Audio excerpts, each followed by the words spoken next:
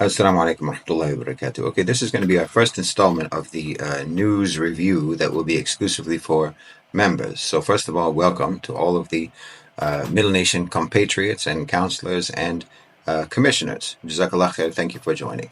Now, let me begin by looking at some stories specifically that touch upon the status of the destabilization and deindustrialization campaign that's going on against Europe, particularly Germany. As Germany is the industrial heart of Europe, as I've talked about many times, so as such, it is the central target of this campaign. Since if that heart stops beating, then the whole body of Europe will die. Now, there are three stories that I wanted to mention in this regard. First, there's a story from Bloomberg about how family owned businesses in Germany are being sold off at an unprecedented rate. According to the article, which I will link here, family businesses form the backbone of the German economy, and they're being sold off in very large numbers due to the obviously increasingly difficult economic situation in Germany. Some of these businesses have been in those families for generations, but the heirs have no interest in taking over the business when it comes down to them. So they're either closing it down, or they're shifting the operations elsewhere, or they're just selling them off.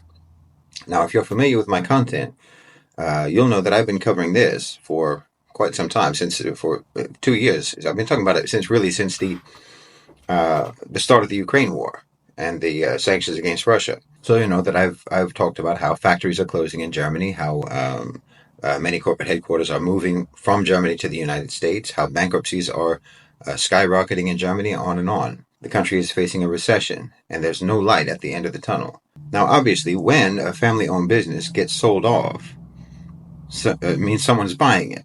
Now, the story just sort of skips over that part. They don't really mention that fact, which is interesting in and of itself, really, if you think about it. You want to show the decline and the deterioration of the economy without showing who's benefiting from that, without mentioning who's benefiting from that. Well, obviously, larger companies and investment firms and so on, those are usually the ones who go around acquiring family-owned businesses, whether it's in Germany or anywhere else, when they get sold off. You know, private equity firms and what they call strategic buyers, which will include larger corporations who are in the same industry, eyeing family businesses when they want to sell them, so that they can eliminate competition and expand their own market share. This is all part of the monopolization process that comes with the destabilization process. You make it impossible, or next to impossible, for smaller players to survive in the economy. So you shake out independent entrepreneurs out of the economy, smaller businesses out of the economy, and you let only the largest already existing players take over. This is consolidation of economic and political power. This increases, obviously, the disparity in who owns a stake in the economy. It increases the disparity in wealth, the disparity in relative influence and control in the society. And in a way, it also sort of denationalizes the whole economy, because the largest players will very often tend to be multinationals, or what I call a-national players. They don't have any loyalty to the state. They don't have any loyalty to the country. They don't have any loyalty or really any interest in the welfare of the communities where they do business. So you're removing from the economy any of the players in the economy who might care about the economy. So basically, you turn your economy over to what you could call free range herds of the OCGFC, who can then just feed on your population and then move on when there's nothing left. Obviously, another dimension of this is that it obstructs any real access to upward mobility, because it's not viable for anyone in this kind of a situation to venture off on their own as a small business, as an entrepreneur, since the biggest players already dominate the market. They already dominate everything. There's no way you can compete. So this story sort of reveals another evidence of how Germany's economy is being relentlessly undermined by the OCGFC, and how the German population can look forward at this point to really a future as serfs and wage slaves for employers who couldn't care less about their welfare or about the prosperity of their country, the prosperity of Germany. Okay, now the next story about Germany relates to another kind of weakness. the German armed forces are facing significant challenges related to personnel shortages, aging of their military, and struggles in recruiting new members because they're having a hard time doing that. Now, this comes at a time when Germany is trying to remilitarize itself, and it's hyping their citizens about the threat of war. You know, war on their borders, war with Russia, and so on. And they're looking to jumpstart some kind of war industrial economic model. Despite Chancellor Olaf Scholz's announcement of major investments in defense, the military continues to grapple with equipment shortages, with infrastructure shortages, infrastructure issues, and so on. As of the end of last year, there were 181,514 soldiers in Germany's military, which is a decrease of 1,537 from the previous year, with over 20,000 vacant positions. But no one seems to want to join the military in Germany. No one's interested. So, as a result of this, the government is talking now about trying to develop a plan for compulsory service. The report that I'm looking at also noted equipment shortages ranging from heavy equipment to spare parts, which are exacerbated by Germany sending weapons. All of this is exacerbated by the fact that Germany is sending weapons from its stocks to Ukraine, which is something that I touched on in the video last time about Europe buying old artillery shells back from Saudi Arabia and Qatar and the UAE. I'll just mention here that the active military of Saudi Arabia is actually larger than Germany's. Turkey's military has about 100,000 more people in it, more soldiers than Germany. And the military of Egypt is more than twice the size of Germany's. They have a goal of trying to increase their military personnel by around 20,000. They want to add 20,000 in the next 6 years. But it looks like they're going to have to resort to force in order to make that happen.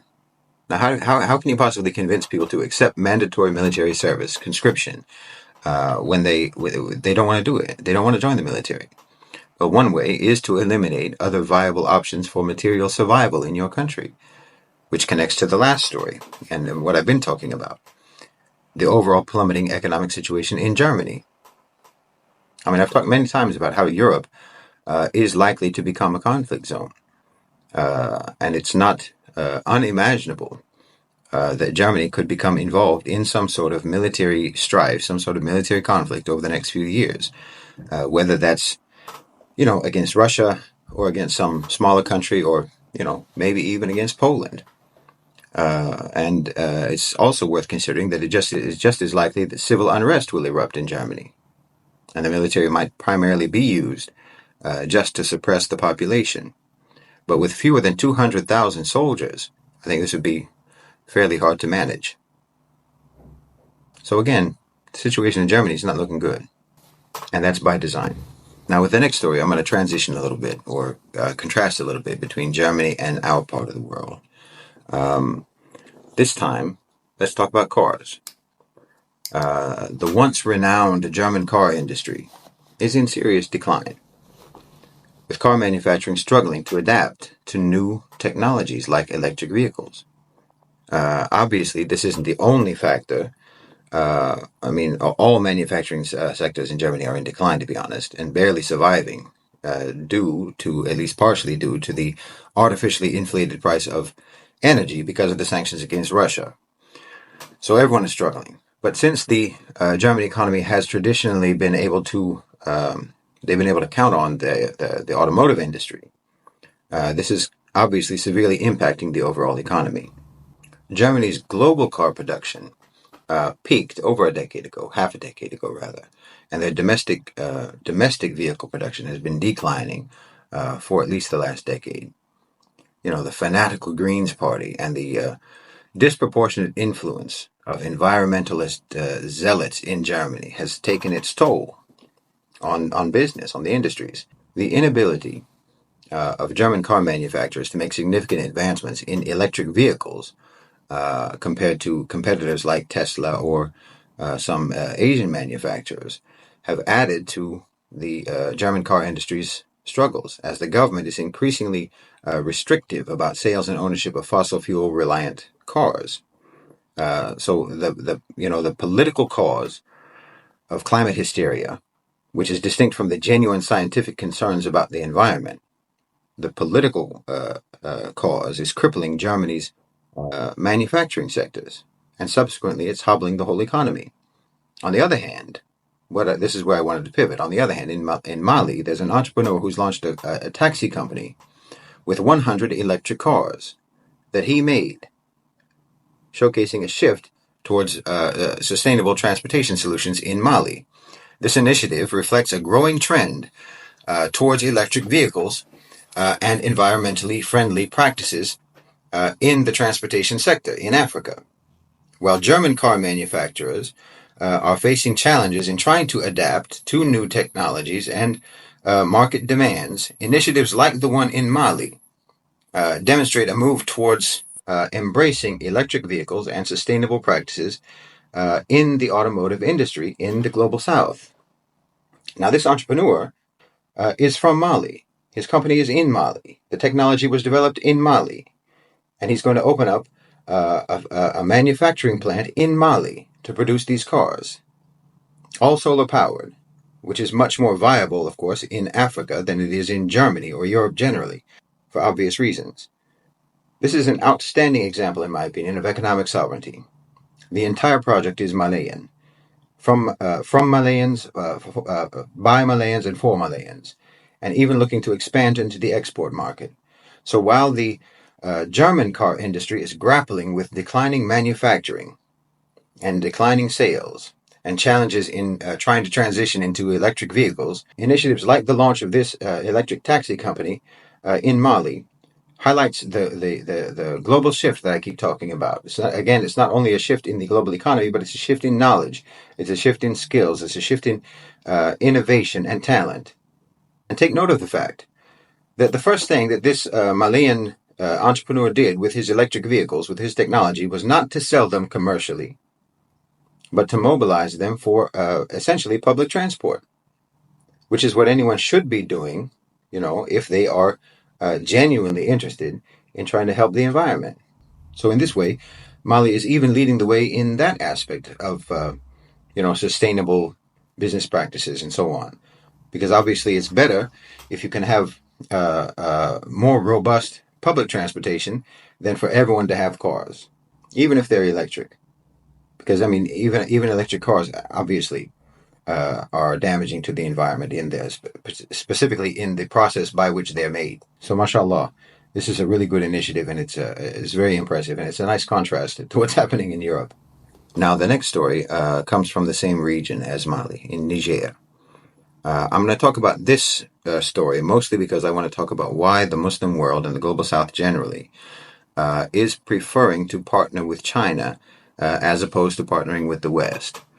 The story itself is about how Niger is going to launch something that they call Digital Week in April. The event is part of a national effort to promote digital transformation of the country. They also announced several initiatives planned by the government, which would reflect the what they call the will of the Nigerian authorities at the highest level to follow the progress of the world by making digital technology a lever for socioeconomic development. According to the report, these initiatives include digitizing public administration, modernizing infrastructure, and facilitating internet access. They want to set up a national cybersecurity center, and they want to ensure universal access to quality connectivity at an affordable cost. Okay, the government announced in October that it launched a reform process that included, in particular, the adoption of a new digital development policy that's going to be from 2023 to 2032, as well as the improvement of the legal and institutional framework for the digital sector. Now, bear in mind that this was roughly just 2 months after the coup in Niger. Now, China's role in supporting digitization in Africa is fairly well known, and that includes Niger. They offer cost-effective solutions and provide access to loans through Chinese state-owned banks, so it's a very secure process for them. Despite geopolitical pressures from the U.S. and from Western countries, African governments, and mobile network operators continue to choose China. They continue to choose Chinese technologies for their digital projects. And the military government, the coup government of Niger, has continued all of the already existing partnerships with China in the realm of digitization, infrastructure, energy, oil, and pipelines, and so on. Everything else, everything is in place. Now, let me talk about why that is. When Western governments, Western countries, were more or less banished from Niger after the coup, especially the French, especially France. But you see, China's approach to foreign policy adheres strictly to a principle that they call non-interference. The non-interference principle means China does not involve itself in the politics or the governance of the countries where they do business. They mind their own business, in other words. So when China comes to the business negotiating table, all they want to know is, who am I talking to? Who's the one who I'm supposed to make the deal with? And who's the one who can act as a guarantor for the deals that we make? That's all they want to know. Who am I talking to? They don't care who it is. You decide. That's your business. That's your political situation in your country to sort out. You know, even when there was a coup in Guinea, and China seemingly lapsed in their principle of non-interference by condemning the coup. They don't usually do that. They didn't condemn the coup in Niger, for example. But even while they were condemning it, they were simultaneously negotiating with the new government. And all of their investments in Guinea and all of their projects in Guinea are still on track and they're still functioning. So everything was stable. And it's the same with Niger. Everything is as it was for China before the coup. When the coup happened, Western pundits were speculating that it might scupper China's deals in Niger. But that didn't happen. All China cares about is stability and harmony where they do business. That's all they care about. So even when they condemned the coup in Guinea, what they were really doing, it was just a way for them to express how important stability was for them, because their interests in Guinea are vital to them, like bauxite mining. They weren't actually making a judgment about the coup, or they weren't making a judgment about the new government. They were just trying to show their concern for Guinea's stability, because it could potentially affect their interests. But other than that, they had no issue working with the new government, just as they had no issue working with the coup government in Niger, with the new government in Niger. They just want to know who they're supposed to talk to. And once you decide amongst yourselves who the top person is, then we'll deal with that top person. That's China's approach. Now contrast that with the Western approach. If the West and France, if America had their way in Niger, then ECOWAS would have invaded Niger to try to topple the new government, and to try to forcefully reinstate the former president, who is wildly unpopular, but he was a friend of the West, which is obviously one of the reasons why he got ousted in the first place. They would have liked to see Niger devolve into civil war and chaos, just in order to get their way, just in order to be able to keep the government in place that they wanted. This colonizer mentality, this imperialistic mentality, this overbearing, entitled, supremacist mentality that made Niger so hostile towards France and towards the collective West in the first place. But it made them friendly with China, because China doesn't take that approach. China says, your government is your business. We just want to know who we're supposed to negotiate the deals with, that's all. And in fact, America, France, and the collective West are still trying to get their way in Niger, while China is supporting telecommunications, infrastructure, and so on in Niger. While they're doing that, the West is trying to stir up so-called Islamic militants and terrorist groups in the Sahel, ISIS and Al-Qaeda and so on, which no one who follows events believes for a second are anything but Western-backed mercenaries, just like Wagner. This is the danger, of course. When they don't get their way, they will sow violence and terror. And everyone in Niger, everyone in the Sahel, and indeed everyone in Africa as a whole completely understands this, because they have decades of experience, if not centuries of experience. And again, this is why they prefer China. China doesn't do that. China doesn't care who your government is. They just want their business, their investments to flourish. And they genuinely believe that stability and harmony is the key to prosperity and to getting returns on their investments. And they're right. Now, of course, that doesn't mean that China isn't exploitative. Of course, they are. Business by nature, to one degree or another, is exploitative. But the point is, it's not a colonialist or imperialist mentality. It's not a conquest style approach to business and investment like the West. It's much closer to the approach that we recognize as Muslims. I think part of that is probably because China itself is cognizant of the dangers that they themselves face from Western aggression, from unilateral or multilateral aggression by the collective West against China, whether that is on the mainland of China, in Hong Kong, or in Taiwan, or what have you. They're well aware of how the West operates, and that the West has operated that way against them in the past, and that they will very likely be operating against them that way in the near future. So they approach foreign policy in a way that consciously and explicitly rejects that way of doing things, that Western way of doing things. They approach foreign policy and investment in a way that respects the economic sovereignty and political independence of the nations that they're partnering with or their allies. And as we can all see from the examples of Mali and Niger, this does enable those partners and those allies to develop and to grow and to strengthen their sovereignty and independence.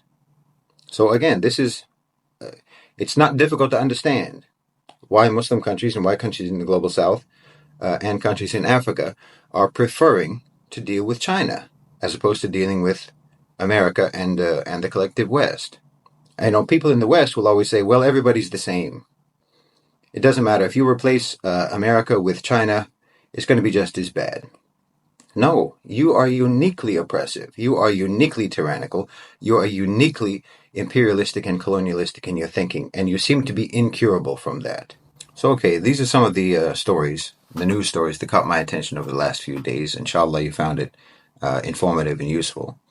And hopefully, maybe it gave you some greater insight about the trends that we're seeing and some news that you might not maybe you might not see in the mainstream press. It's my hope and it's my objective that when someone is a member of Middle Nation, they should always be the most informed person, the most educated person, the most insightful person in the conversation, whatever conversation they're in.